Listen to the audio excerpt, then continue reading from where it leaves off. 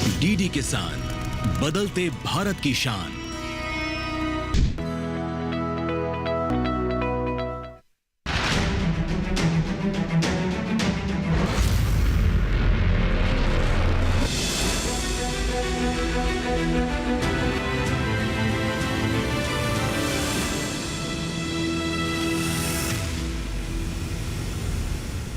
नमस्कार, आप देख रहे हैं दूरदर्शन किसान। कार्यक्रम हेलो किसान में आप सभी का स्वागत है।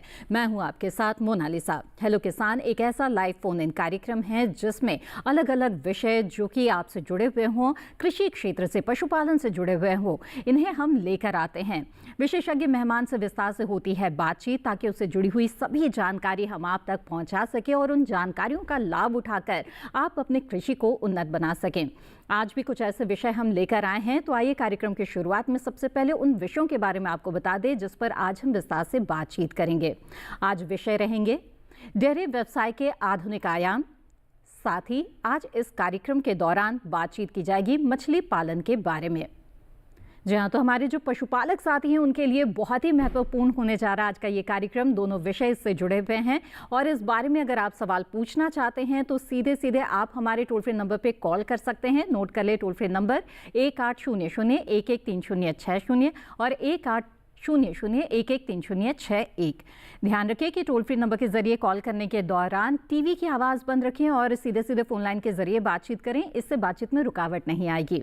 आगे बढ़ते हैं, बता दें कि व्हाट्सएप के माध्यम से भी आप अपना सवाल हमें भेज सकते हैं। हमारा व्हाट्सएप नंबर है 8800520717। इसके अलावा ईमेल अगर आप करना चाहते हैं तो ईमेल के जरिए भी अपना सवाल भेज सकते हैं। ईमेल आईडी है hellokisan2015@gmail.com।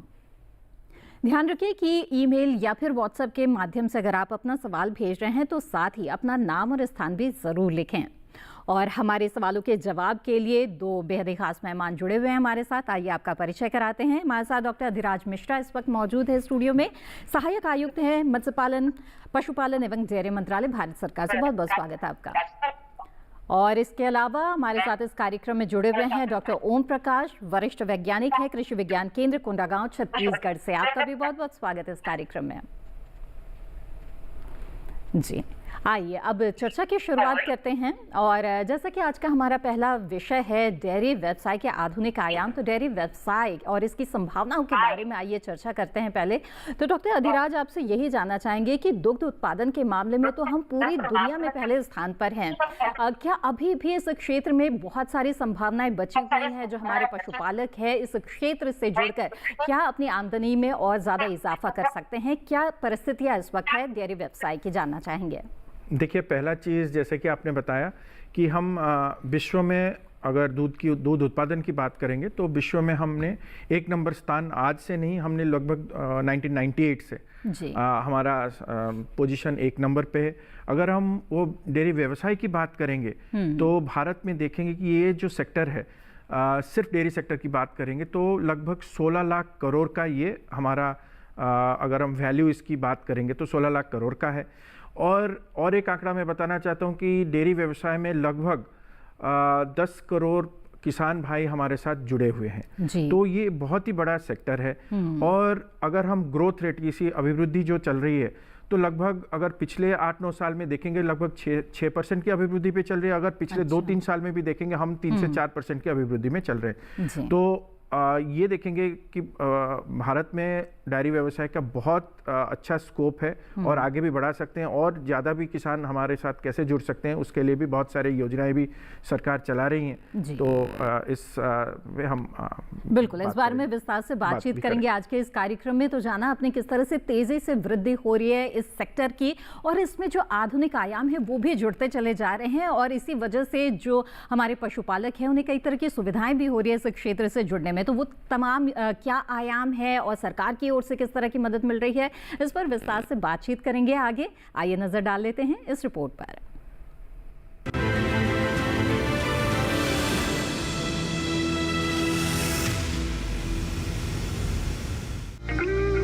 पशुधन क्षेत्र भारतीय अर्थव्यवस्था में कृषि का एक महत्वपूर्ण उपक्षेत्र है। डेयरी एकमात्र सबसे बड़ी कृषि कमोडिटी है जो राष्ट्रीय अर्थव्यवस्था में 5% का योगदान देती है। और 8 करोड़ से अधिक किसानों को सीधे रोजगार देती है। भारत दूध उत्पादन में पहले स्थान पर है, जो वैश्विक दूध उत्पादन में 25% का व्यापक योगदान देता है। 31 जुलाई 2024 तक के आंकड़ों पर नजर डालें तो पिछले 9 वर्षों से दूध उत्पादन लगभग 6% की वार्षिक वृद्धि दर से बढ़ रहा है। प्रति व्यक्ति दूध की उपलब्धता 459 ग्राम प्रतिदिन है और यह घरेलू मांग को पूरा करने में आत्मनिर्भर है। बता दें कि डेयरी व्यवसाय लाखों ग्रामीणों की आय का मुख्य जरिया है। छोटे या सीमांत किसानों का दुग्ध उत्पादन में काफी सहयोग है। ग्रामीण और शहरी दोनों ही क्षेत्रों में डेयरी व्यवसाय की अपार संभावनाएं मौजूद हैं। यही वजह है कि अब शिक्षित युवा वर्ग भी इस व्यवसाय में रुचि ले रहा है। लेकिन डेयरी व्यवसाय को शुरू करने से पहले इसकी अच्छी तरह से जानकारी लेना फायदेमंद रहता है। इसके लिए किसी डेयरी केंद्र पर जाकर प्रशिक्षण लिया जा सकता है। प्रशिक्षण के दौरान ये भी सुनिश्चित कर लें कि व्यवसाय को छोटे, सामान्य या बड़े स्तर पर शुरू करना है। पशुओं का चयन उन्नत नस्ल और उत्पादन की क्षमता के हिसाब से करना चाहिए। सरकारी पोर्टल से पशुओं की खरीद के लिए ई पशु हाट पर सुविधा के हिसाब से पशु की खरीद और बिक्री की जा सकती है। वहीं सरकार भी डेयरी व्यवसाय को बढ़ावा देने के लिए काफी प्रोत्साहन दे रही है, जिस कारण डेयरी व्यवसाय को नए आयाम मिल रहे हैं।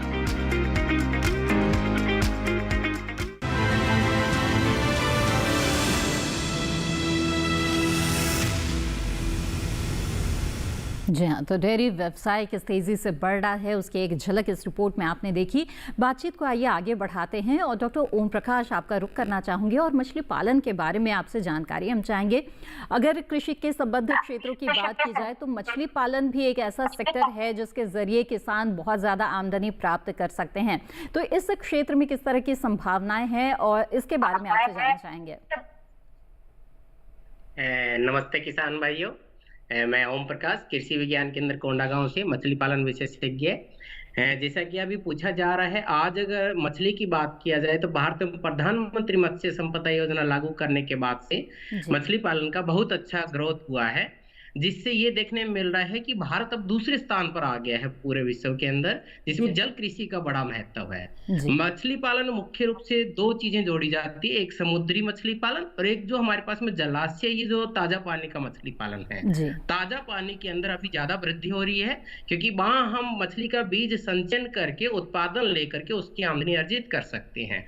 तो प्रधानमंत्री मत्स्य संपदा योजना के माध्यम से किसानों को पूरे भारत भर में तालाब का निर्माण करके उसके अंदर तालाब के साथ में तालाब का और भी कार्य करने के लिए, जाल देने के लिए और किसानों को आर्थिक से लेकर दूसरी चीजों का सहयोग देकर मछली पालन को बढ़ावा दिया जा रहा है। मछली पालन की आवश्यकता इसी भी लिए है कि जिस तरह से जनसंख्या की वृद्धि हो रही है, हमें एक प्रोटीन युक्त भोजन की आवश्यकता रहेगी जो मछली पालन हमारे लिए पूर्ति करने में सक्षम हो सकता है। और ये भी है कि कृषि के क्षेत्र में हमने बहुत अग्रणी है। कृषि के साथ साथ में जो हमारे पास में जलाशय, ये जल के जितने भी हमारे पास में स्रोत है उनका हम उपयोग, आमदनी के साथ साथ में प्रोटीन का जब उचित उपयोग करेंगे तो हम स्वस्थ भी रहेंगे और हम आमदनी भी करेंगे। और हम देख भी रहे हैं कि तब से इस तरह की योजनाएं चली है, किसान समृद्ध हो रहे हैं, आगे बढ़ रहे हैं।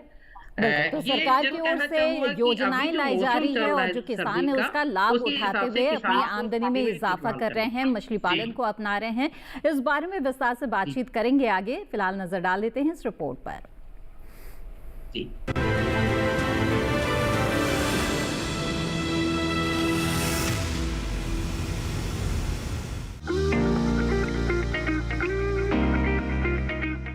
सरकार मछली पालन और मछली पालक दोनों के विकास के लिए सराहनीय कार्य कर रही है। सरकार के विजन और प्रयास से मछली पालन में व्यापक बदलाव भी आया है।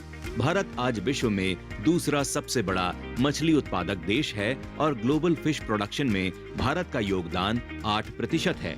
अगर आप भी मछली पालन करना चाहते हैं तो कुछ जरूरी बातों का ध्यान रखें, जैसे मछली पालन के लिए अच्छी गुणवत्ता के बीजों का उपयोग करके आप मछली पालन की तैयारी कर सकते हैं। सबसे पहले तालाब को पूरी तरह से साफ करके उसे तैयार करें और इसके बाद मछली पालन के लिए अच्छी गुणवत्ता के बीज इस्तेमाल करें। अगर आप बाहर से बीज खरीद रहे हैं तो इस बात का ध्यान रखें कि तालाब में कम से कम 1 फिंगरलिंग साइज का ही बीज डालें। मछली पालन के लिए रोहू, सिल्वर और ग्रास भाकुर आदि मछलियों का पालन किया जा सकता है। तालाब में मछली बीज डालने के 25 दिन बाद फसल तैयार हो जाती है। तालाब में पूरे वर्ष कम से कम 1.5 मीटर पानी का स्तर बनाकर रखें। बारिश के मौसम में तालाब पर बाढ़ का प्रभाव ना पड़े, इसका ध्यान रखें। तालाब में पानी का रंग गहरा हरा होने पर रासायनिक खाद का उपयोग बंद कर दें। पानी का रंग गहरा भूरा और गंदला होने पर गोबर की खाद का उपयोग बंद कर दें। जैसे तालाब के पानी का रंग सामान्य हो जाए तो उर्वरकों का उपयोग फिर से शुरू कर सकते हैं। इस तरह सही समय पर सही तरीके से मछली पालन करके आप अच्छा मुनाफा कमा सकते हैं। बता दें कि अब मछली पालन को हाईटेक करने की तैयारी भी चल रही है। इसके लिए ड्रोन का उपयोग मछली पालन में किए जाने की बात है।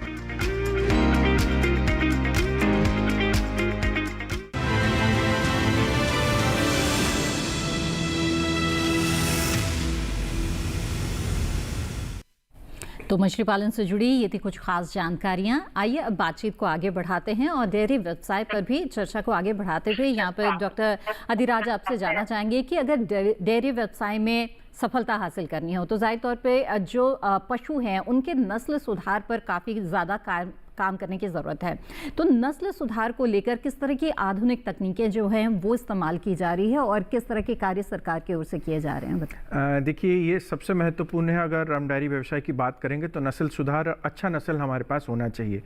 देखिए, बहुत दिनों से ये भी हम विषय आलोचना कर रहे हैं कि हम कैसे आधुनिक आयाम की बात करते हैं। तो बहुत दिनों से हम ये जो कृत्रिम गर्भाधान करते आ रहे थे, पर अभी क्या देखा गया है कि अभी आप देख रहे हैं आवारा पशु का भी एक मतलब हमारे पास एक प्रॉब्लम आ गया है। तो ये सबको मतलब रखते हुए आधुनिक आयाम में हमने सेक्स सॉर्टेड सीमेन का इस्तेमाल वो भी शुरू कर दिया और अपने इंडिजिनस टेक्नोलॉजी भारत में भी अभी हम सेक्स सॉर्टेड सीमेन कैसे उसको बना सकते हैं उसका भी टेक्नोलॉजी हमने बना चुके हैं। तो ये हमारे किसान भाइयों को बहुत सस्ते दर पे मिल जाएगा। तो ये एक बहुत बड़ा आधुनिक आयाम है। अगर दूसरा आधुनिक आयाम नस्ल सुधार की बात करेंगे तो IVF, जो IVF पहले विदेशी टेक्नोलॉजी था और उसके मीडिया बाहर से आते थे, तो उसके लिए उसका कॉस्ट भी बहुत ज़्यादा था। तो किसान भाई उसको अफोर्ड करने के लिए मुश्किल हो रहा था। तो वो भी मीडिया हमने अपने देश में ही इसको बना लिया है। तो इसके तरह क्या होता है ना, बहुत इजीली और बहुत कॉस्ट इफेक्टिवली एक IVF भी अपना कर सकते हैं, जो कि आपका जो जेनेटिक नस्ल सुधार जो 7 जनरेशन में होना चाहिए था,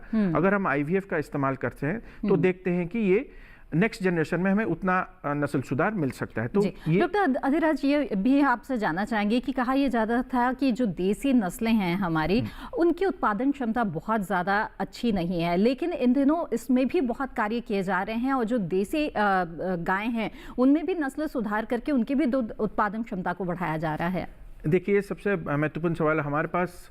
हम तो दूध उत्पादन में विश्व में सबसे 1 नंबर पे हैं और जैसे आपने आंकड़े में बताया कि हमारा 25% हमारा कंट्रीब्यूशन ग्लोबल मिल्क प्रोडक्शन पे है।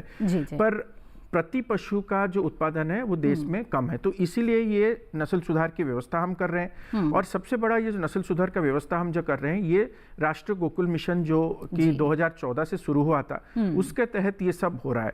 और ये राष्ट्रीय गोकुल मिशन का सबसे बड़ा ऑब्जेक्टिव है कि हमारे देसी नस्ल के गाय और जो बफेलो हैं, भैंस हैं, तो उसका मतलब हमारी जो देसी नस्ल है जो जिसका उत्पादन बहुत अच्छा है, उसका अगर गुणवत्ता भी देखेंगे, अगर फैट परसेंटेज देखेंगे, अगर उस SNF परसेंटेज देखेंगे, वो भी बहुत ज़्यादा है। और ये जो देसी नस्ल है उसका डिजीज रेजिस्टेंस पावर भी बहुत अच्छा है जो विदेशी नस्ल से। सो इसका प्रमोशन कैसे किया जाए, इसका डेवलपमेंट और कंजर्वेशन कैसे किया जाए, ये राष्ट्रीय गोकुल मिशन में देखा जाता है। और ये जो IVF टेक्नोलॉजी है या सेक्स सॉर्टेड है, ये सब हम इसी देसी नस्ल पे ही काम कर रहे हैं। बिल्कुल। तो राष्ट्रीय गोकुल मिशन बहुत बड़ी भूमिका इसमें निभा रहा है और इसके तहत जो देसी नस्ल की गाय है, भैंस है, उनमें नस्ल सुधार किया जा रहा है और उनमें भी दुग्ध उत्पादन क्षमता को बढ़ाया जा रहा है। आगे बढ़ते हैं और डॉक्टर ओम प्रकाश, आपसे मछली पालन के बारे में जानना चाहेंगे। जैसे कि आपने बताया कि जो मछली पालन है वो काफ़ी फल फूल रहा है क्योंकि इसकी मांग बहुत ज़्यादा रहती है। तो ऐसे में जो मछली पालक अभी तक जुड़ नहीं पाए हैं लेकिन सोच रहे हैं कि वो मछली पालन की शुरुआत करें, उन्हें आप क्या कहना चाहेंगे, किस तरह से उन्हें शुरुआत करनी चाहिए? को सबसे पहले अपने जिले में जो मछली पालन विभाग है वहां जाकर मत्स्य अधिकारियों से संपर्क करना चाहिए और उनसे पूछना चाहिए कि वो जिस श्रेणी में आते हैं उस श्रेणी के हिसाब से उनको अनुदान प्राप्त है और वो तालाब का अपना निर्माण करने के साथ में वहां से अनुदान प्राप्त करके तालाब निर्माण करें। मछली पालन विभाग के साथ साथ में जिले में जो कृषि विज्ञान केंद्र है वहां पर मछली विशेषज्ञ के द्वारा प्रशिक्षण के उपरांत जब मछली पालन करेंगे तो हमें उचित लाभ मिलेगा और किसान भाई प्रशिक्षण के साथ में ये भी जानेंगे कि कौन सी मछली किस प्रजाति की हमें कब पालना चाहिए। जी। उससे अगर वो जानकारी लेकर करेंगे तो उनको अच्छा लाभ मिलेगा। आज ये भी है कि हम बात करें कि तालाब में या मिट्टी की, आज वो भी पाबंदियां कम हो गई है कि हम घर के अंदर भी नई पत्तियों के माध्यम से छोटे टैंक के अंदर भी मछली पालन कर सकते हैं, तालाबों में भी कर सकते हैं और नदी नालों में, और बड़े जलाशयों के अंदर भी अगर कहीं उपलब्ध है तो हम केज कल्चर जैसी पत्तियां अपनाकर वहां मछली पालन का उपयोग कर सकते हैं। उसमें भी सरकार बहुत सारे विकल्प आज किसानों के पास है। जिस तरह के भी संसाधन उपलब्ध हो उसी के आधार पर वो मछली पालन को अपना सकते हैं। तो इसी तरह से मछली पालन और डेयरी व्यवसाय के बारे में बातचीत हमारी जारी रहेगी, लेकिन फिलहाल कार्यक्रम में वक्त हो चला है एक छोटे से ब्रेक का। जल्द हाजिर होंगे, आप बने रहें दूरदर्शन किसान पर।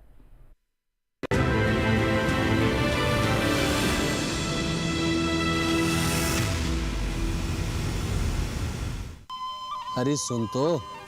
मुझे क्या सुनाना चाहते हो? जो सुनाओ मेरी सौतन को। किसको? अरे वही तुम्हारा मोबाइल फोन जिससे सुबह शाम दिन रात चिपके रहते थे और कहते थे किसान कॉल सेंटर से बातें हो रही हैं।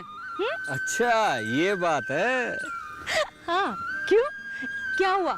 अब बात नहीं होती क्या? अब तो झट से बात हो जाती है। ऐसा क्या? हाँ, अब तो ज्यादा लाइनें और खास तकनीक के कारण खेती के माहिरों से तुरंत बात हो जाती है। और अगर कभी लाइन व्यस्त हो तो अपनी समस्या फोन पर रिकॉर्ड करा दो, वहाँ से फोन आ जाता है और समस्या की हल का मैसेज भी आ जाता है। ये देखो आ गया। अरे वाह, इसका मतलब इंतजार की घड़ी अब खत्म। हाँ। तभी मैं सोचूं कि आजकल मुझ पर इतना प्यार क्यों आ रहा है। कृषि संबंधी समस्याओं का अपनी भाषा में तुरंत हल पाने के लिए पूरे भारत में किसी भी फोन से हेल्पलाइन नंबर पर संपर्क करें। किसानों का दोस्त किसान कॉल सेंटर।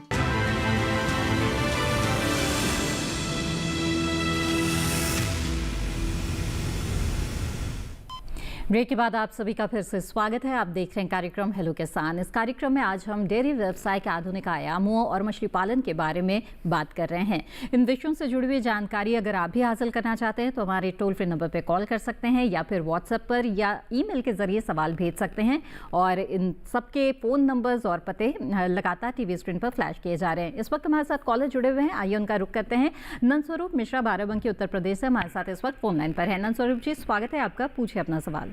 नमस्कार सर, मेरा नाम नंदस्वरूप मिश्रा बाराबंकी उत्तर प्रदेश से। मैं जानना ये चाहता हूँ कि मछली जल की रानी है, जल ही इसका जीवन है, हाथ लगाओ डर जाती है, बाहर निकालो मर जाती है। तो ऐसी दशा में जो हमारा गर्मी होता है, बरसात होता है, जाड़ा होता है, तो हमें तालाब में कितना पानी रखना चाहिए? और जब नए बच्चे हम डालते हैं तो रेहू का कितना अनुपात होना चाहिए, भाकुर का कितना होना चाहिए, नैनी का कितना होना चाहिए, और मछलियों का कितना अनुपात के हिसाब से डालें जिससे उनका विकास हो? एक चीज और मैं जानना चाहता हूँ, अगर कोई रोग लगता है तो हमारी कैसे पहचान होगी? कि मछली तो पानी के अंदर होती, तो कौन कैसे पहचानेंगे कि इनको रोग लग गया? हमें सचेत रहना है। बिल्कुल, बहुत ही महत्वपूर्ण सवाल आपने पूछे हैं, आइए इनके जवाब लेते हैं। डॉक्टर ओम प्रकाश बताएं हमें कि बदलते मौसम में किस तरह से मछलियों की देखभाल करें। पहला सवाल तो इनका यही है। का थोड़ा आवाज स्पष्ट नहीं हुआ है, लेकिन जैसे चर्चा हो रही है उसके हिसाब से बदलते मौसम में हम देखा जाए तो मछली पालन एक शीत रक्त प्राणी है जिसको हम कोल्ड ब्लडेड एनिमल कहते हैं, और इसका तापमान वातावरण के तापमान के साथ में बदलता है। सर्दी की ऋतु के अंदर अगर तालाब का पानी का तापमान हमारा 10 डिग्री है या 5 डिग्री है तो मछली का खून का तापमान 5 डिग्री या 10 डिग्री हो जाता है। इस स्थिति में मछलियों की गतिविधियां बहुत कम हो जाती है और वो कमजोर होती है, खाना भी कम खाती है। अगर वो कम खाएगी तो उसमें बीमारियां आने की संभावना बढ़ जाएगी। तो हमें मछली के लिए सबसे पहले तालाब का पानी का स्तर बढ़ा देना चाहिए। 6 फीट से पानी किसी स्थिति में कम न रखें, जिसे अगर तालाब का पानी ज्यादा रहेगा तो ऊपर की परत ठंडी होगी, नीचे उसको गर्म पानी मिलता रहेगा, तो मछली उस तापमान के अंदर उचित अपना जीवन यापन कर पाएगी। जी। फिर भी अगर कहीं पर अपने को ऐसा लगता है कि मछलियों के अंदर कोई देख रेख की जरूरत है, क्योंकि मछलियों में ये रहता है कि मरने के बाद ऊपर आने के बाद किसान भाई ये बोलते हैं कि हमारी मछलियों की मृत्यु हो रही है, कुछ उपाय बताया जी। तो उसका उपाय करने से अच्छा है कि मछली को पहले वे 4 बजे के आसपास में देखें तालाब में जाकर के उसकी गतिविधियां क्या चल रही। अगर 4 बजे वो पानी को आकर ऊपर खा रही है, ये मुंह बड़ा सारा खोलकर पानी को ऐसा लग प्रतीत रहता है वो खाते हुए प्रतीत होती है, तो हमें मछली में ऑक्सीजन की कमी होती है। उस समय 2 या 3 घंटे अपने ऊपर से बोर से पानी या किसी भी चीज के फुहारे के रूप में पानी चलाकर डालना चाहिए, तो तालाब के अंदर ऑक्सीजन की पूर्ति करके हम लोग मछलियों को मरने से बचा सकते हैं। जी बिल्कुल। डॉक्टर ओम प्रकाश, एक सवाल ये भी था कि रोग की पहचान कैसे हो कि मछलियां जो है वो रोगग्रस्त हो रही है, ये पहचान कैसे करें? ये बहुत अच्छा सवाल है मैडम। मैं बताना चाहूंगा कि अगर किसान भाई को ऐसा लग रहा है कि रोग आए तो रोग आने से पहले ध्यान दे। तालाब के अंदर अगर मछली किनारे आकर किसी चीज से रगड़ खा रही है, या ऐसा लग रहा है कि वो असंतुलित होकर तालाब के अंदर तैर रही है, और या ऐसा है कि उसके शरीर के ऊपर कहीं हम छोटा मोटा भी सैंपल लेते हैं, शरीर पर कोई घाव दिखाई देते हैं, चकते दिखाई देते हैं, तो ये मछलियों के हमें पहले से लक्षण दिखाई देते हैं जिसमें बीमारी आने की संभावना है। अगर किनारे रगड़ खा रही है, इसका मतलब कोई परजीवी है जिसको वो उतारने के लिए हम रगड़ खा रही है, तो परजीवी उसमें संभावना हो सकती है। अगर वो असंतुलित होकर तालाब के पानी के अंदर तैर रही है, तो उसके कोई भी पंख वगैरह सड़ सकते हैं जिससे वो संतुलन बनाकर तैर नहीं पा रही है, तो उसमें गिल रोट या फिन रोट होने की संभावना हो सकती है। और अगर ऐसा लग रहा है कि शरीर के ऊपर कोई चकदे हो रहे हैं, तो उसको अल्सरेटिव सिंड्रोम वगैरह की कोई संभावना हो सकती है। तो ऐसी परिस्थिति में किसान जो है पहले से ही बचाव रखें। हम चूने का और लाल दवा का, जिसको पोटेशियम परमैंगनेट के नाम से जाना जाता है KMnO4, उसका उपयोग करके हम वो बीमारियों से बच सकते हैं। बिल्कुल। तो डॉक्टर ओम प्रकाश बताया आपने कि पहचान कैसे हो रोग की, और आगे बढ़ते हैं। अगले कॉलर इस बीच हमारे साथ जुड़ गए हैं, उनका सवाल ले लेते हैं। सितेश जी मिर्जापुर उत्तर प्रदेश से फोन लाइन पर है हमारे साथ। सितेश जी स्वागत है आपका, पूछे अपना सवाल। हेलो सितेश जी, मेरी आवाज मिल रही है? जी मिल रही है। जी जी, आप अपना सवाल पूछ सकते हैं। इस मौसम में कौन सा मछली का ब्रीड डाला जाए? जी आइए जानते हैं। जी डॉक्टर ओम प्रकाश बताएं। कॉलर का आवाज स्पष्ट नहीं है मैम, दोबारा। सितेश जी जानना चाहते हैं कि इस मौसम में कौन सी मछली का बीज डाला जाए? प्रयास ये करे इस मौसम में बीज न डालकर हमें सितंबर तक बीज डाल लेना चाहिए। अच्छा। और फिर भी अगर ऐसी संभावना है कि मछली को डाला जाए, तो हम कम से कम 1 अंगुलिका का आकार का किसी भी उससे बड़ा हो 1 अंगुली का, यानी 2.5 इंच से बड़ा ही बच्चा हमें डालना है, उसको डाल के हम पालन कर सकते हैं। मुख्य जो प्रजातियां हैं वो कतला, रोहू, मृगल 3 प्रजाति है, जिनको हम भारतीय मछलियां कहते हैं। 3 प्रजाति और है जिनको विदेशी प्रजातियां कहा जाता है, जो है कॉमन कार्प, सिल्वर कार्प और ग्रास कार्प। इनको मिश्रित रूप में मछली पालन में डालना चाहिए। अगर 10 मछली डाल रहे हैं तो 4 ऊपरी स्तर की, जिसमें कतला आएगी, मध्य स्तर में हमारे पास में रोहू आएगी, उसको 10 में से 3 मछली डालना चाहिए, और निचली स्तर में मृगल आएगी या कॉमन कार्प आएगी, उनको मिलाकर 3 डालना चाहिए। यानी अगर 10,000 बच्चा किसान भाई डाल रहे हैं, 4,000 मछली का कतला का बच्चा, 3,000 मछली का रोहू का बच्चा और 3,000 बच्चा रोहू, मृगल और कॉमन कार्प को मिक्स करके डाल रही है। जी बिल्कुल। तो सितेश जी आपके सवाल का जवाब मिल गया है, और नंदस्वरूप जी के भी अगले सवाल का जवाब इसी में शामिल था कि किस अनुपात में मछलियां जो हैं वो डालनी चाहिए। आइए आगे बढ़ते हैं और बातचीत को आगे बढ़ाते हुए डॉक्टर अधिराज आपसे जानना चाहेंगे कि पशु का स्वस्थ होना बेहद ही ज़रूरी है, तभी उत्पादकता उनसे अच्छी मिल सकती है। तो ऐसे में जो चारा है पशु का वो बहुत ही महत्वपूर्ण उसकी भूमिका रहती है, संतुलित आहार ज़रूरी होता है, तो इसके लिए किस तरह के प्रयास हो रहे हैं? देखिए, अगर हम चारा की बात करें हैं, ये बहुत ही महत्वपूर्ण होता है, क्योंकि एक दुधारू पशु को हरे चारा की बहुत ज़्यादा रिक्वायरमेंट होती है। तो उसको नज़र देखते हुए हमारे जो कि सरकार की तरफ से बहुत सारे रीजनल फॉडर स्टेशंस हैं, वहाँ से हमारे अच्छे नस्ल के बीज निकलते हैं, तो वो बीज हमारे किसान भाई लेके अपने घर में वो भी चारे का उत्पादन कर सकते हैं। इसके अलावा बहुत सारे जो राज्य सरकार के हमारे फॉडर स्टेशंस होते हैं, तो वहाँ से भी वो चारा लेके अपना जो भी चारा चाहिए उस हिसाब से, सीजन के हिसाब से जो चारा चाहिए वो लगा सकते हैं। वो एक है। और चारा में उद्यमिता विकास करने के लिए भी सरकार की तरफ से हमारे नेशनल लाइवस्टॉक मिशन के तहत भी एक योजना चल रहा है, जिसमें आप देख सकते हैं कि अगर कोई बड़े स्तर पे अगर पशु आहार का भी फैक्ट्री लगाना चाहता है, टोटल मिक्स्ड राशन का ब्लॉक्स बनाना चाहता है, यूरिया मोलासिस ब्लॉक बनाना चाहता है, इस तरीके की चीज़ें बनाने के लिए भी, उद्यमिता विकास के लिए भी 50% की सब्सिडी दी जाती है, जो कि 50 लाख तक की सब्सिडी दी जाती है। इसके अलावा अगर देखेंगे कि कैसे FPOs जो होते हैं, फार्मर प्रोड्यूसर्स ऑर्गेनाइजेशंस, वो कैसे फॉडर कल्टीवेशन में जुड़ सके, उसके लिए भी योजनाएं भारत सरकार की तरह से चला रहे। तो उस तरीके से हमारे कैसे चारा उत्पादन, साइलेज मेकिंग, जो कि वो एक अच्छा तरह से जहाँ पे थोड़ा प्रोटीनाशियस डाइट मिल जाता है हमारे पशुओं को, उसके लिए भी है।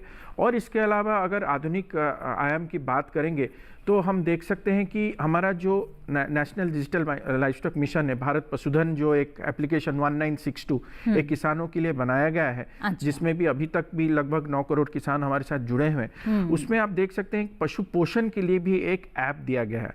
तो वो मोबाइल एप्लीकेशन है, तो उस पे हमारे किसान भाई जुड़ सकते हैं और उस पशु पोषण के तहत कैसे संतुलित आहार अपने पशु को खिला सकते हैं, कितना दूध उत्पादन करता है और वो प्रेग्नेंट है या नहीं, उसके अलावा उसका वजन कितना है, उस हिसाब से वो कैलकुलेट कर सकते हैं। और उनके पास भी जो भी चारे का प्रबंधन अवेलेबल है, उस हिसाब से एक संतुलित आहार भी, कैलकुलेटिव आहार भी उनको बिल्कुल। तो हमारे आज के किसान भी जो है आधुनिक युग के साथ आधुनिक होते जा रहे हैं, उनके पास भी मोबाइल होते हैं जिसमें वो इन ऐप का इस्तेमाल कर सकते हैं और सभी जानकारियां उनको वहां से भी मिल सकती है।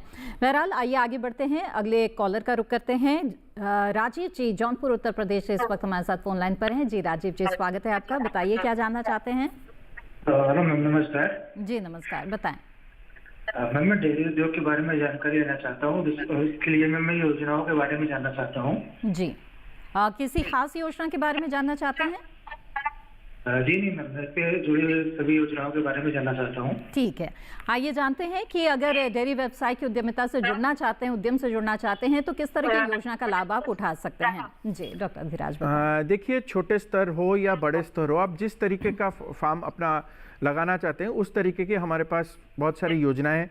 जो हम शुरू करते हैं, एक छोटा किसान कैसे व्यवसाय में जुड़ सके, जिसके पास 2-4 गायें हैं, तो आप देख सकते हैं आपके पास 2-4 गाय भैंस हैं, तो उसके लिए जो सबसे अच्छा चीज़ है, और जो कि 2019 से, देखिए पहले आपको पता था कि किसान क्रेडिट कार्ड सिर्फ जो कृषि में इन्वॉल्व होते हैं उनके लिए बनता था, पर 2019 से ये स्कीम हमारे मछुआरे और जो हमारे पशुपालक भाई बहन जुड़े हैं उनके लिए भी, डेयरी व्यवसाय में जुड़े हुए हैं, मुर्गी पालन में जुड़े हुए हैं, बकरी के पालन में भी जुड़े हैं, उनके लिए ये व्यवसाय भी, किसान क्रेडिट कार्ड भी मिलने लगा है।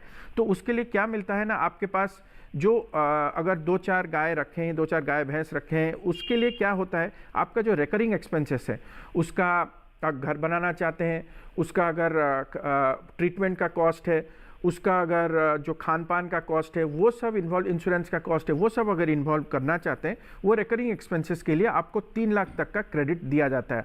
और सबसे बेहतर चीज़ इसमें है कि 1,60,000 तक का आपका कोई बैंक आपको कोलैटरल नहीं मांगेगा, क्योंकि सारा बैंक आपको पूछता है कि आप क्या कोलैटरल देंगे, उस हिसाब से वो आपको ऋण देते हैं। पर ये जो किसान क्रेडिट कार्ड में 1,60,000 तक का कोई कोलैटरल बैंक नहीं मांगता है। और दूसरा चीज़ है, अगर आप सही समय से रीपेमेंट करते हैं, इस ऋण अगर लेते हैं और रीपेमेंट करते हैं, उसके लिए भी 2.5% का इंटरेस्ट सबवेंशन भी है।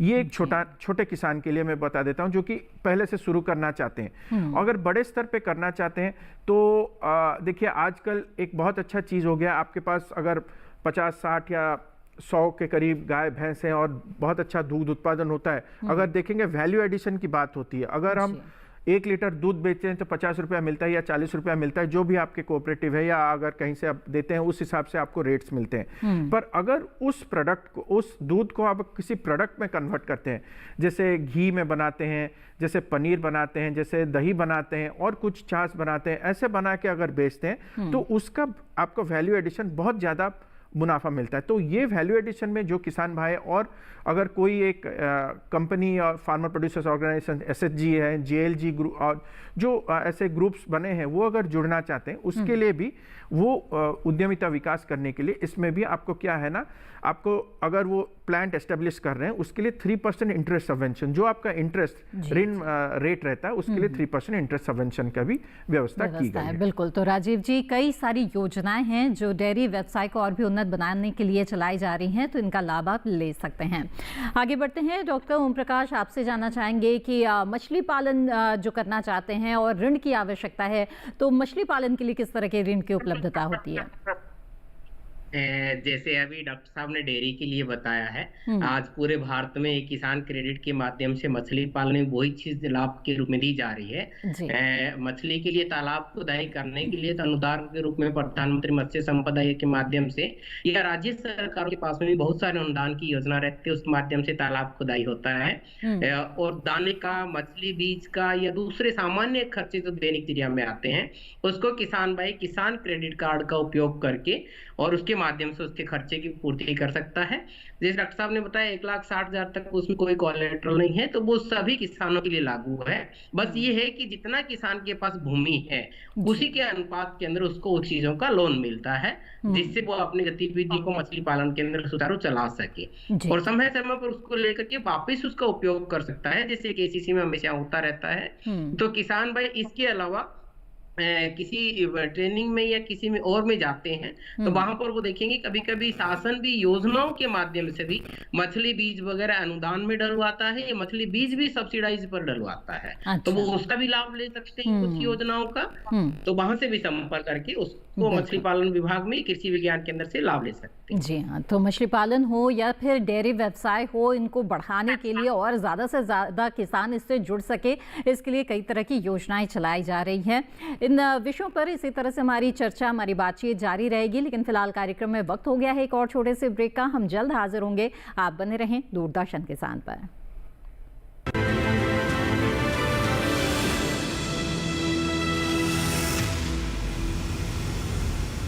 डीडी किसान ने कर ली है तैयारी, यहां मिलेगी पशुपालन की हर एक जानकारी, घर आंगन से लेकर व्यवसायिक फार्म तक, मुर्गी पालन से लेकर रेगिस्तान के जहाज तक। बीमारियों से पशुपालक बिल्कुल ना हो परेशान, विशेषज्ञ करेंगे आपकी समस्या का समाधान। देखिए अपना पशु चिकित्सक हर रविवार शाम 6:30 बजे दूरदर्शन किसान पर।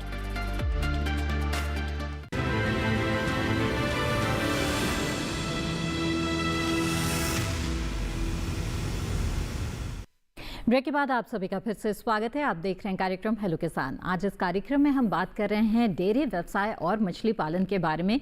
इन विषयों से जुड़े हुए जानकारी के लिए आप हमारे टोल फ्री नंबर पर कॉल कर सकते हैं। टोल फ्री नंबर है 1800-113060 और 1800-113061।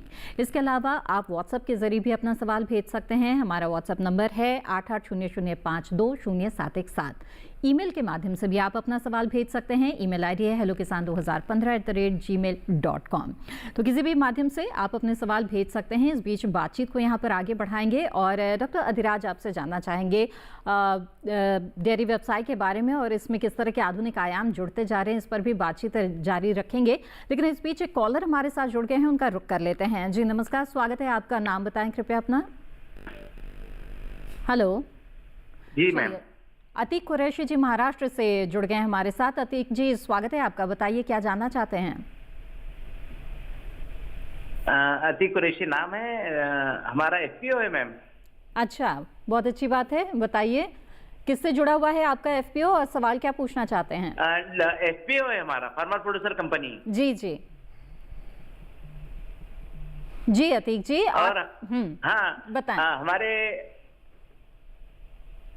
डेयरी के ताल्लुक से पूछना चाहते हैं, एफपीओ को डेयरी जोड़ना है हमको। ठीक है, एफपीओ को डेयरी जोड़ना है। अच्छा ठीक है, डॉक्टर अधिराज बताएं। जी देखिए, ये एफपीओ को हम मतलब चारा प्रबंधन के लिए जुड़ने के लिए हमने प्रावधान रखा है और डायरेक्टली एफपीओ को अगर हम डेयरी व्यवसाय में आप बात करेंगे तो अगर कुछ आप वैल्यू एडिशन प्रोडक्ट जैसे milk and milk processing units कुछ बनाना चाहते हैं तो उसके लिए भी एफपीओ जुड़ सकता है और डेयरी कोऑपरेटिव्स भी उसके साथ जुड़ सकते हैं। उसके लिए आप इंटरेस्ट सबवेंशन का जो HIDF एक स्कीम है उसके तहत आप ले सकते हैं, वो एक बहुत अच्छी चीज़ है। उसके अलावा अगर देखेंगे और फीड प्लांट की भी बात करते हैं तो उसके लिए भी हमारे पास वही HIDF के अंदर 3% इंटरेस्ट सबवेंशन का व्यवस्था है। तो ये चीज़ें एफपीओ हमारे साथ डायरेक्टली इस तहत जुड़ सकते हैं। बिल्कुल। तो अतीक जी, उम्मीद है कि इस जानकारी का लाभ आप ज़रूर उठाएंगे। बहुत अच्छी बात है कि आप कृषक उत्पादक संगठन से जुड़े हुए हैं और इसके आयाम को और भी बढ़ाने के प्रयास में लगे हुए हैं। आगे बढ़ते हैं और यहाँ पर डॉक्टर ओम प्रकाश आपसे जानना चाहेंगे कि मछली पालन से जो किसान जुड़े हुए हैं, पहली बात तो यही आती है कि बीज अच्छा और अच्छी क्वालिटी का होना ज़रूरी है। तो कहाँ से अच्छी क्वालिटी का बीज प्राप्त करें, और इससे जुड़ा हुआ उद्यम अगर खुद मछली पालक शुरू करना चाहते हैं तो उसके लिए क्या संभावना है? अगर मछली बीज की बात किया जाए तो हाँ, आजकल लगभग हर जिले में या राज्य में कहीं न कहीं रीजनल स्तर पर मछली बीज प्रक्षेत्र रहते हैं जहां मछली का बीज उत्पादन किया जाता है। और मछली का बीज सामान्यतः बरसात के सीजन में होता है। तो हमारे पास में जून, जुलाई, अगस्त या सितंबर तक ज्यादा से ज्यादा हमें बीज उपलब्ध रहता है। बरसात के ऋतु के अंदर मछली के शरीर का तापमान बराबर रहता है, लगभग 35 डिग्री 40 डिग्री के बीच में अनुकूल रहता है। वो बीज उस समय छोटी अवस्था में रहती है, जो एकदम छोटा बच्चा रहता है, उसको जीरा कहते हैं। उसको लेकर किसान भाई अपने छोटे तालाबों में नर्सरी कर करके और आगे के महीनों के लिए उसको बड़ा करके 3 महीने तक अंगुली का या उससे छोटा फ्राई साइज का बड़ा करके और बड़े तालाबों में संचयन करने से बीज में लागत भी कम आएगी और उनको लाभ भी ज्यादा मिलेगा। और अगर अंगुलिका का आकार का किसान भाई बीज लेते हैं तो उसको 2 रुपए से ज्यादा की लागत पड़ेगा, फिर उसका ट्रांसपोर्टेशन का, परिवहन का लागत भी पड़ता है। तो उससे बचने के लिए बरसात के सीजन में छोटा बीज ले, उसका नर्सरी करे, अंगुलिका या फिंगरलिंग का साइज का तैयार करे और बड़े जो जलाशय तालाब में उसमें संचयन करके ज्यादा लाभ अर्जित कर सकते हैं। मछली में जैसे अभी बताया हमने कि 6 प्रजाति, उसके अलावा कुछ किसान भाई जो वायुस्वासी मछलियां हैं जैसे मागुर मछली, सिंगी है, इनका भी कम गहरे तालाबों में उत्पादन करके लाभ अर्जित कर सकते हैं। इनके लिए ज्यादा गहराई की आवश्यकता नहीं रहती है और इनका बाजार मूल्य बहुत ज्यादा है। बाजार मूल्य ज्यादा होने से चाहे उत्पादन कम हो, लेकिन किसान भाई को आमदनी ज्यादा हो सकती है। और ये है कि इन लोगों तो अपने नजदीकी बाजार के मांग को समझना ज्यादा बेहतर रहेगा किसानों के लिए कि किस तरह की मछलियों की मांग ज्यादा है और उसके उत्पादन से अगर जुड़ेंगे तो उन्हें ज्यादा फायदा होगा। बहरहाल आइए आगे बढ़ते हैं और अगले कॉलर का रुख करते हैं। दिलखुश जी हमारे साथ जुड़ रहे हैं खगड़िया, बिहार से। दिलखुश जी, स्वागत है आपका, बताइए क्या जानना चाहते हैं? टीवी की आवाज बंद कर दीजिएगा कृपया, बातचीत में रुकावट आएगी। ठीक जी, बताइए क्या सवाल है आपका? हेलो जी दिलखुश जी, हम आपको सुन पा रहे हैं, अपना सवाल पूछें। हाँ, बोल रहे थे जी हम डेयरी फार्म खोलना चाहते हैं। ठीक है, तो किस तरह से जुड़ सकते हैं? जी बिल्कुल, किस स्तर पर खोलना चाहते हैं, कितने पशुओं के साथ शुरू करना चाहते हैं? जैसे मेरे पास अभी 40 गाय है अवेलेबल। अच्छा, हाँ ठीक है। तो डॉक्टर अधिराज, क्या आपका सुझाव रहेगा दिलखुशी के लिए? देखिए, ये बहुत अच्छा चीज़ है। अगर डायरी में जुड़ना चाहते हैं तो पहला चीज़ आपको देखना है कि आप देखिए आपके पास 30-40 गाय या भैंस कुछ भी हैं, तो ये है कि आप बहुत दिनों से हमारे डेयरी व्यवसाय में जुड़े हुए हैं, तो आपको प्रशिक्षण ज़्यादा की ज़रूरत नहीं है। पर फिर भी अगर आपको कुछ प्रशिक्षण की ज़रूरत है वो भी आप ले सकते हैं। इसके अलावा जैसे कि पहले भी हमने बताया था, नस्ल सुधार की बात करते हैं तो आपके पास जो भी नस्ल हैं, अगर देसी नस्ल के हैं, अगर नॉन डेस्क्रिप्ट हैं, तो उसको कैसे हम उसका नस्ल सुधार कर सकते हैं। तो आजकल बहुत अच्छे टेक्नोलॉजीज़ आ गए हैं, कृत्रिम गर्भाधान से कर सकते हैं। उसके अलावा अगर आप लेना चाहते हैं तो हमारे IVF टेक्नोलॉजी का भी इस्तेमाल कर सकते हैं, तो और सेक्सोटेड सीमेन का भी इस्तेमाल करते हैं, जिसके जरिए कि आपको सिर्फ फीमेल बच्चे ही आएंगे। तो ये एडवांटेज आप ले सकते हैं। और ये सारा चीज़, जैसे कृत्रिम गर्भाधान का कार्यक्रम चल रहा है जो कि हमारे nationwide artificial insemination programme में चल रहा है, वो भी फ्री ऑफ कॉस्ट आपको अवेलेबल हो सकता है। इसके अलावा अगर आप देखना चाहेंगे तो अगर आप छोटे मतलब कुछ उनके रिकरिंग एक्सपेंसेस के लिए भी लेना चाहते हैं, तो एक अच्छा चीज़ आप जानते होंगे, MGNREGS जो महात्मा गांधी निश्चित कर्म नियुक्ति योजना है, उसके तहत भी अगर आप अपना कैटल का सेट भी बनाना चाहते हैं तो उसके लिए भी सपोर्ट मिल सकता है सरकार की तरफ से। इसके अलावा अपने राज्य सरकार में निकटतम पशु चिकित्सक जो हैं उनसे उनका सलाह लीजिए, और राज्य सरकार के ओर से भी बहुत सारे योजनाएं चल रहे हैं, वो योजना का भी आप लाभ ले सकते हैं। और एक चीज़ मैं आपको यहाँ बताना चाहता हूँ जो कि सरकार की तरफ से चल रहा है। देखिए हमारे पास पशु हैं, अगर पशु को कोई बीमारी हो गया जिसमें उसका नुकसान होता है तो उस नुकसान को भरपाई करने के लिए हमने इंश्योरेंस का भी व्यवस्था किया है। बिल्कुल। तो डॉक्टर अधिराज इस के बारे में, बीमा के बारे में भी जानेंगे हम आगे विस्तार से। इस बीच हमारे साथ एक कॉलर जुड़ गए हैं, उनका सवाल यहाँ पर पहले ले लेते हैं। अशोक कुमार जी हिसार हरियाणा से हमारे साथ फोन लाइन पर हैं। अशोक जी स्वागत है आपका, पूछे अपना सवाल। हेलो अशोक जी। नमस्कार जी। जी नमस्कार अशोक जी, अपना सवाल पूछ सकते हैं आप। ये बहन जी है ना, डेयरी व्यवसाय के लिए जो लोन लेना पड़ता है, कई बैंक के चक्कर काटने पड़ते हैं, कई अनुसंधान के चक्कर काटने पड़ते हैं, वो अच्छी तरह कोई रसीद नहीं देता। जी ठीक है, आइए जानते हैं कि किस तरह से आसानी से आप ऋण प्राप्त कर सकते हैं डेयरी व्यवसाय के लिए। जी डॉक्टर अधिराज। देखिए आपने बहुत ही सही चीज़ बताया। अगर आप देखेंगे जो छोटे किसान हमारे साथ जुड़े हैं उनके लिए किसान क्रेडिट कार्ड की व्यवस्था की गई है और किसान क्रेडिट कार्ड में यही प्रोविज़न रखा गया है कि 1,60,000 तक जो भी आप ऋण लेते हैं उसके लिए कोई कोलेटरल नहीं चाहिए और उसको आपके जो भी एसेट्स हैं उसके बेसिस पे आपको ऋण मिलता है। ये एक अच्छा चीज़ है। दूसरा चीज़ अगर देखेंगे, हमारा हर बार कहीं पे भी ये जो हमारा बजट होता है उसमें कृषि व्यवसाय के लिए और डेयरी व्यवसाय के लिए अलग एक प्रोविज़न रखा जाता है जो कि बैंकों को दिया जाता है और उस तहत ऋण लेने के लिए कुछ भी प्रॉब्लम ना हो। इसके अलावा बहुत सारे हमारे रिव्यू मीटिंग्स भी होता है, बैंकर्स के साथ होता है, राज्य सरकारों के साथ होता है। उसमें भी हम ये बताते हैं कि कैसे हमारे किसान भाइयों को ऋण मिल सके और कैसे वो फैसिलिटेट किया जा सके, इसके लिए भी हम सपोर्ट करते हैं। और हमारे बहुत सारी योजनाएं, जैसे आप HIDF की बात करेंगे, अगर हम जैसे कि पहले हमारे पास एक ब्रीड मल्टीप्लिकेशन फार्म का भी था, बड़ा फार्म खोलने के लिए भी सब्सिडी का भी योजना था, उसमें भी ये हम रखे हैं कि कैसे किसान भाइयों को जो पशुपालन में जुड़े हैं उनको कैसे इजीली ऋण मिल सकता है, उसके लिए भी हम अवेयरनेस करते हैं। बहुत सारे प्रोग्राम्स जिसमें बैंकर्स को भी जुड़ते हैं और बैंकर्स के साथ भी बहुत बार आलोचना होती है, तो कैसे ये इजी हो जाए और हमारे किसान भाई उसका फ़ायदा ले सके, ये भी हम देखते हैं। जी जी अशोक जी, उम्मीद है आपके सवाल का जवाब आपको मिला होगा। आगे बढ़ते हैं और डॉक्टर ओम प्रकाश आपसे जानना चाहेंगे कि मछली पालन में भी बहुत तरह की आधुनिक तकनीकें आ गई हैं। आपने बातों बातों में इससे पहले जिक्र आया था केज के माध्यम से भी मछली पालन किया जा सकता है, तो चाहूँगी कि इस तकनीक के बारे में हमें ज़रा विस्तार से बताएं, किस तरह की तकनीक है, इससे फ़ायदे क्या हैं और कैसे इसका इस्तेमाल किसान कर सकते हैं। जी, जैसे केज कल्चर की हमने बात किया, जो बड़े जलाशय अपने नजदीक में है वहां पर केज कल्चर यानी पिंजड़ा में मछली पालन कर सकते हैं। उसके लिए सरकार से अनुदान प्राप्त भी है। पिंजरे के अंदर हम लोग बड़ी मछलियां या खास तौर से उनको केज कल्चर बोलते हैं, उसके अंदर हम मछली का बीज तैयार करके और फिर बड़ी जगह में संचयन भी किया जा सकता है। अन्य जो पद्धतियां हैं वो RS सिस्टम बोलते हैं, रिसर्कुलेटरी एक्वाकल्चर सिस्टम, दूसरा है बायोफ्लॉक पद्धति। इनके माध्यम से भी आप अपने इंडोर के रूप में या छोटे घर के अंदर भी हम निर्माण करके इसका उपयोग कर सकते हैं। रिसर्कुलेटरी एक्वाकल्चर सिस्टम RS जो पद्धति है उसके अंदर 90% पानी को पुनः उपयोग करके मछली पालन का उपयोग किया जाता है और उसके अंदर इस तरह से व्यवस्था की जाती है कि जो बीमारी फैलाने वाले तत्व है या नीचे जो जमने वाले तत्व है उनको फिल्टर करके निकाल दिया जाता है। बायोफ्लॉक पद्धति के अंदर उसके नाम से ही प्रतीत होता है, बायो का मतलब होता है जीव और फ्लॉक का मतलब होता है झुंड, यानी छोटे छोटे जीवों को, झुंड को मछली अपने भोजन के रूप में ग्रहण करती है।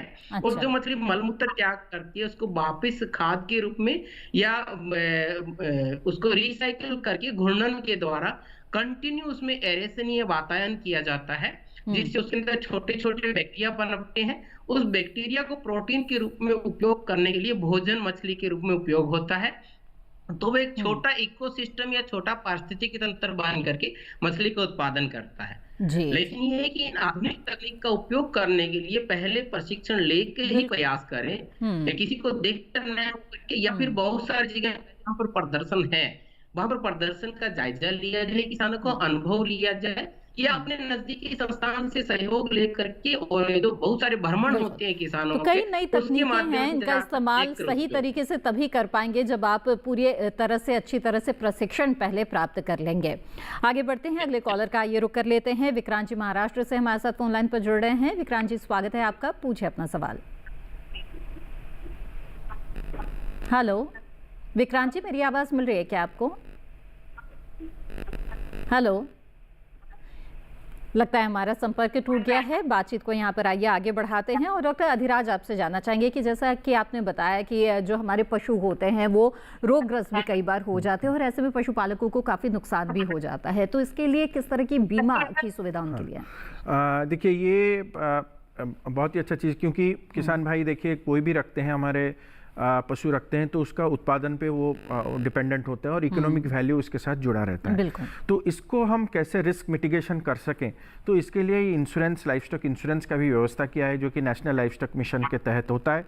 इसमें ये क्या किया गया है, इसका जो प्रीमियम होता है, जैसे आप कोई भी इंश्योरेंस लेते हैं आपको पता है कि कुछ प्रीमियम अमाउंट देना पड़ता है, तो ये प्रीमियम अमाउंट का 85% मतलब सरकार वहन करता है, राज्य सरकार हो, केंद्र सरकार है, उनके शेयरिंग पैटर्न पे हम उसका बियर करते हैं। और सिर्फ 15% प्रीमियम का एक किसान भाई को देना पड़ता है। आप 1 साल का इंश्योरेंस ले सकते हैं, 3 साल का इंश्योरेंस ले सकते हैं। और ये आपके घर में अगर बड़े पशु हैं तो 10 बड़े पशु तक का आप इंश्योरेंस इसके अंदर ले सकते हैं। तो ये इसका फ़ायदा इसके अंदर है। बिल्कुल, तो बीमा का लाभ भी आप उठा सकते हैं अगर आप डेयरी व्यवसाय से जुड़े हुए हैं, और उठाना भी चाहिए क्योंकि इसमें किसी तरह के नुकसान की जो आशंका है वो कम हो जाती है, और इसके लिए जब बीमा की सुविधा है तो उसका ज़रूर लाभ उठाएं। आगे बढ़ते हैं और एक सवाल भेजा है व्हाट्सएप के माध्यम से हमारे दर्शक ने, उसे कार्यक्रम में शामिल करते हैं। डॉक्टर ओम प्रकाश मछली पालन से जुड़ा हुआ एक सवाल भेजा है मध्य प्रदेश से भंवर सिंह राजपूत जी ने। वो जानना चाहते हैं कि मछली पालन में सरकार की तरफ से क्या सब्सिडी मिलती है और कौन से मछली का उत्पादन करना अच्छा रहेगा उनके लिए?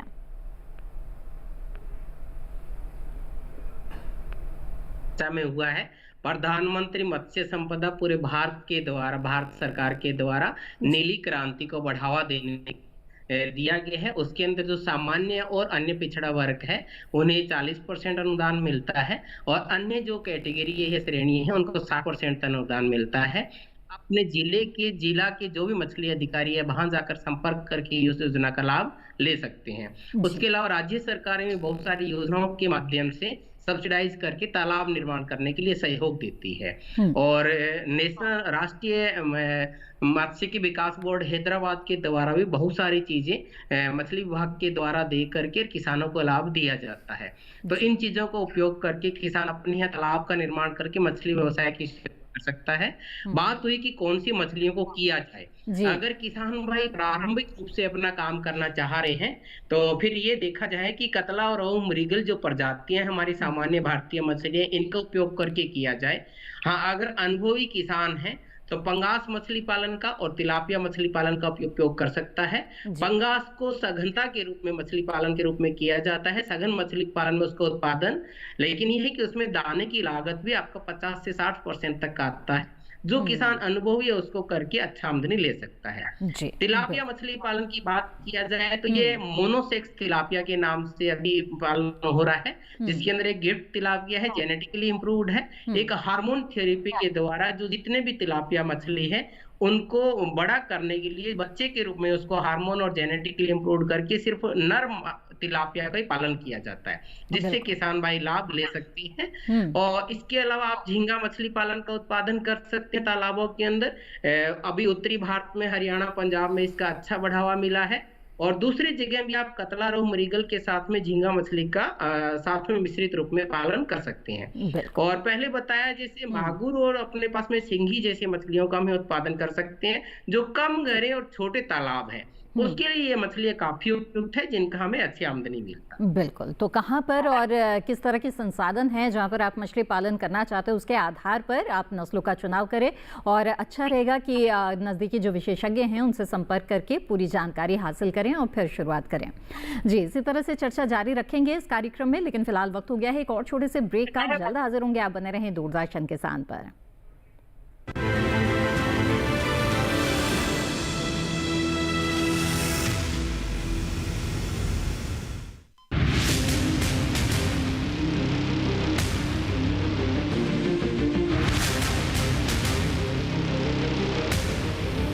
जब तपती है धरती, सूरज उगलता है आग, ठंड में जब सर्दी जमा देती सबके हाल, सब छुप जाते अपने अपने घरों में, तब बाहर निकलता सिर्फ एक इंसान, भरने के लिए हम सबका पेट। खून को पसीने की तरह देता बहा, थक जाता, झुलस जाता, हो जाता बीमार। तब उसकी सेहत का ध्यान रखता सिर्फ डीडी किसान।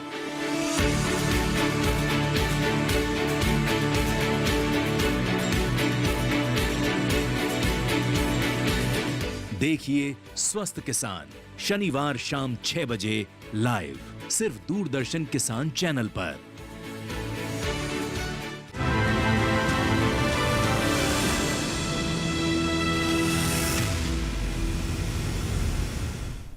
ब्रेक के बाद आप सभी का फिर से स्वागत है। आप देख रहे हैं कार्यक्रम हेलो किसान। आइए कार्यक्रम में आगे बढ़ते हैं और एक सवाल शामिल करते हैं जो व्हाट्सएप के जरिए हमें सवाल भेजा है दिशु कुमार जी ने बिहार से। यहाँ पे डॉक्टर ओम प्रकाश दिशु कुमार जी जानना चाहते हैं कि मछली का साइज तेजी से कैसे बढ़ाएं। ये काफी अच्छा सवाल है। सबसे पहले हम देखते हैं कि जैसे हर किसी का एक प्राकृतिक भोजन रहता है, मछलियों का प्राकृतिक भोजन रहता है। प्राकृतिक भोजन सबसे स्वस्थ रहता है। तो प्राकृतिक भोजन के लिए तालाब के अंदर अपने को गोबर खाद है, यूरिया, डीएपी और जितने में हमारे पास में सिंगल सुपर फास्ट इनका उपयोग करना चाहिए। जिससे मेरे पास एक फोटो है वो भी मैं दिखाना चाहूंगा। आप देखेंगे इस तरह से छोटे छोटे उसके अंदर भोज्य पदार्थ बनते हैं और इनको मछली को खाने से उसकी बाट ज्यादा आएगी। इनको प्लैंकटन बोलते हैं, जो पादप प्लैंकटन भी रहते हैं पादप के रूप में और जो जंतु के रूप में रहते हैं। ये प्राकृतिक भोजन है मछली का, जो हम गोबर खाद, यूरिया, डीएपी और अन्य चीजों का उपयोग करके बढ़ाते हैं। इसके अलावा तालाब के अंदर निरंतर रूप से चूने का उपयोग करना चाहिए, जिसको हम लाइमिंग कहते हैं। 1 हेक्टेयर तालाब के अंदर अपने को 250 किलोग्राम चूना प्रति वर्ष डालना चाहिए। अगर 1 एकड़ की बात किया जाए तो 100 किलो चूना डालना चाहिए। और हर महीने चूने की जो मात्रा है वो हमें लगभग 10 किलो से लेकर के 12 किलो के आसपास डालनी चाहिए। और वो चूने को डालने से क्या होगा, कैल्शियम मिलेगा, कैल्शियम के साथ ऑक्सीजन मिलेगा और वो जो वातावरण है वो भी साफ सुथरा और स्वस्थ रहेगा। और दूसरी बात आती है कि मछली को अच्छी बाढ़ देने के लिए हमें परिपूरक आहार या सप्लीमेंट्री भोजन भी देना चाहिए। अब देना कितना चाहिए, उसके मछली के वजन के अनुसार 3% देना चाहिए। अगर हमारे तालाब के अंदर 100 किलो मछली है तो प्रतिदिन अपने को 3 किलो खाना देना है, जिससे लागत भी बचेगी, उसका जो हम जिस तरह से चाह रहे वांछित अपने मछली को उत्पादन भी मिलेगा। अब मछली के अंदर दाने का भी परिपूरक आहार में अलग अलग तरह का दाना आ गया है। जो हमारे पास में घरेलू दाना है उसको हमें, हमारे पास में कोई भी चीज का, सरसों का या किसी चीज का खली हो सकता है, चावल का कोड़ा हो सकता है, जिसको राइस ब्रान या ऑयल केक को मिक्स करके 50% उपयोग करके 3 किलो खाना बनाना चाहिए। आज बाजार के अंदर बहुत सारा खाना उपलब्ध है, जिसके अंदर डूबने वाला खाना भी है या फ्लोटिंग फीड या तैरने वाला खाना भी है। इनका उपयोग करने के लिए ध्यान रखना चाहिए कि मछली आधे घंटे तक जितना भोजन खा रही है हमें उतना ही भोजन उसको देना चाहिए। अगर इससे ज्यादा भोजन बच रहा है तो हमारा भोजन के ऊपर लागत ज्यादा आ जाएगा और आमदनी कम होगी और मछली खाएगी नहीं और वो तालाब के नीचे जाकर जमने लग जाएगा, जिससे तालाब का वातावरण प्रदूषित हो सकता है। डॉक्टर ओम प्रकाश, बहुत अच्छा सुझाव यहाँ पर आपने दिया है कि किस तरह से मछलियां भी सेहतमंद होगी और लागत भी कम आएगा। अच्छा, एक और सवाल ले लेते हैं जो व्हाट्सएप के जरिए भेजा है हमारे के दर्शक शिवानंद जी ने, और ये जानना चाहते हैं कि जो स्पॉन है उन्हें छोड़ने से पहले तालाब की तैयारी वैज्ञानिक तरीके से कैसे करें। अगर हमारे पास में स्पॉन यानी जीरा जो हम डालते हैं उसको डालने से 3 दिन पहले ही तालाब का तैयारी करना चाहिए। अगर उससे ज्यादा हम करते हैं तो जो अभी हमने प्राकृतिक भोज्य पदार्थ दिखाए हैं जो उसका साइज बड़ा हो जाएगा, वो अपने स्पॉन या जीरा को भी काट देगा पेट से। तो 3 दिन पहले ही अपने को उसके अंदर जो भी गोबर का खाद का या यूरिया का, डीएपी का, सिंगल सुपरफास्ट का उपयोग करके और तालाब की तैयारी करना चाहिए। और 3 दिन के बाद में उसके तालाब के अंदर बच्चा डालना चाहिए। और उसके साथ में हमें जैसे ही बच्चा डालते हैं, डालने का भी एक उचित तरीका रहता है। जैसे हम देखा जाए तो हमारे पास में कुछ फोटोग्राफ्स होंगे, मैं दिखाना चाहूंगा कि इस तरह से तालाब के अंदर बच्चे डाले जाए कि तालाब के अंदर पॉलीथीन की पूरी झिल्ली एक साथ न छोड़ा जाए, ऐसा टेढ़ा करके छोड़ दिया जाए, जिससे तालाब के अंदर मछली का बीज डालते हुए मछली के बच्चे को तालाब का और जो वातावरण का तापमान है उसके सोख न लगे, उसको झटका न लगे और वो उस तालाब के पानी के साथ अनुकूलित हो जाए। और उसके बाद उसको किसी भी चीज का कंसंट्रेट डाइट उसको देना चाहिए, जिसका आप तेल का या किसी और चीज का इस तरह का खाना देकर के अंडे साथ मिक्स करने से उसको अच्छा बढ़वार अपने को मिले। बिल्कुल। डॉक्टर ओम प्रकाश, आप लगातार हमारे साथ जुड़े रहें और बहुत अच्छी जानकारियां आपने साझा की। बहुत बहुत धन्यवाद हमारे साथ जुड़ने के लिए। तो विस्तार से जाना आज आपने मछली पालन के बारे में। आइए अब आगे बढ़ते हैं और डॉक्टर अधिराज आपसे जानना चाहेंगे, डेयरी व्यवसाय के बारे में हमने शुरुआत में ही जाना कि किस तरह से ये व्यवसाय बहुत तेज़ी से बढ़ रहा है। तो ऐसे में जो डेयरी व्यवसाय से जुड़े हुए बड़े व्यवसायी है और उसे अगले स्तर पर ले जाना चाहते हैं, यानी कि निर्यातक बनना चाहते हैं, तो उनके लिए किस तरह की सुविधाएँ हैं? देखिए, ये बहुत ही अच्छा चीज़ है। और अगर हम बात करेंगे तो हमारा जो देसी नस्ल है और देसी नस्ल के जो हमारे प्रोडक्ट्स हैं, जैसे हमारा घी की बात करेंगे और बटर की बात करेंगे, तो ये विदेश में बहुत अच्छा डिमांड है। तो इसको, जैसे हमारे देसी नस्ल हैं, जैसे बद्री एक गाय है उत्तराखंड का, गिर का हम बात करते हैं, साहिवाल की बात करते हैं, उसका घी का बहुत वैल्यू बहुत ज़्यादा होता है। तो इसको भी हमें नज़र रखते हुए भारत सरकार बहुत सारी चीज़ें कर रहे हैं, जैसे कोऑपरेटिव के थ्रू। और देखिए, कोई विदेश में हम अपना सामान अगर लेना चाहते हैं, अगर एक्सपोर्ट करना चाहते हैं, उसमें हमारे कंट्री का भी डिजीज़ का भी मतलब डेटा दिया जाता है। तो उस सबको देखते हुए हम बहुत सारे योजना चला रहे हैं, उसके हिसाब से कैसे हमारे प्रोडक्ट विदेश में हमारा डिमांड बढ़ सके और उससे मुनाफा बहुत ज़्यादा हमारे किसान को मिल सके, ये हम प्रयास कर रहे हैं और कोऑपरेटिव्स के साथ हम जुड़े हुए हैं इसके। बिल्कुल। डॉक्टर अधिराज, आपका भी बहुत बहुत शुक्रिया इस कार्यक्रम में हमारे साथ जुड़ने के लिए और इस अहम जानकारी के लिए। तो जाना आपने विस्तार से कि कितना आधुनिक ये क्षेत्र होता जा रहा है डेयरी व्यवसाय का भी, और सरकार की ओर से बहुत तरह की योजनाएं चलाई जा रही हैं जिनका लाभ आप ले सकते हैं और आप भी इस व्यवसाय से या मछली पालन के व्यवसाय से जुड़कर अपनी आमदनी में इजाफा कर सकते हैं। उम्मीद है कि ये जानकारियाँ आपके ज़रूर काम आएंगी। आगे बढ़ते हैं और आपको हेलो किसान कार्यक्रम का अगला विषय बता देते हैं। तो अगला विषय जो हेलो किसान कार्यक्रम का रहेगा वो रहेगा प्रधानमंत्री कृषि सिंचाई योजना। साथ ही कार्यक्रम के दौरान बातचीत की जाएगी दलहनी तिलहनी फसलों की देखभाल के बारे में। तो महत्वपूर्ण विषय हैं जिन पर विस्तार से बातचीत होगी। इस दौरान आप अपने सवाल ईमेल के माध्यम से भी हमें भेज सकते हैं।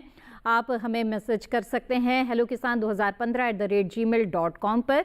सवाल भेजने के साथ साथ अपना नाम और स्थान भी ज़रूर लिखें। साथ ही आपको बता दें कि दूरदर्शन किसान के कॉल सेंटर नंबर पर आप कॉल करके अपना सवाल दर्ज करा सकते हैं। हमारा टोल फ्री नंबर है 1800-113060। सोमवार से शनिवार सुबह 6 बजे से रात 10 बजे के बीच कॉल करके आप अपने सवाल दर्ज करा सकते हैं। इसके अलावा आपको ये भी बता दें कि हेलो किसान कार्यक्रम को आप कभी भी कहीं भी दूरदर्शन किसान के यूट्यूब चैनल पर देख सकते हैं और तमाम जानकारियां फिर से हासिल कर सकते हैं। इसके लिए टीवी स्क्रीन पर दिखाए जा रहे इस QR कोड को स्कैन करें, इससे आप सीधे हमारे यूट्यूब चैनल से जुड़ जाएंगे। इसी के साथ हेलो किसान की आज की कड़ी में बस इतना ही। हमें दीजिए इजाजत। आप बने रहें दूरदर्शन किसान पर। नमस्कार।